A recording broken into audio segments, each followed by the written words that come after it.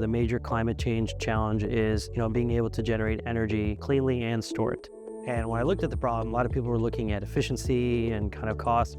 Actually, the problem was volume. And the inspiration was, if we wanted to power the entire world on solar panels, we'd have to cover the entire area of Iceland in solar. So it is a manufacturing challenge. And that's where I really wanted to master manufacturing, innovating there, because that's where you can really build sustainable solutions. My name is Dr. Rajan Kumar. I'm the CEO and founder of Ateios Systems. Our technology, the solvent-free, PFA-free process, we're calling our Raicore technology. This is where we use that process to make our Raicore electrodes. And we offer this to battery OEMs, where they will get a higher quality, higher performance electrode that can drop into their existing manufacturing at price parity. Since our process is a platform process, it's independent of which materials we use. So we want to apply this to all batteries.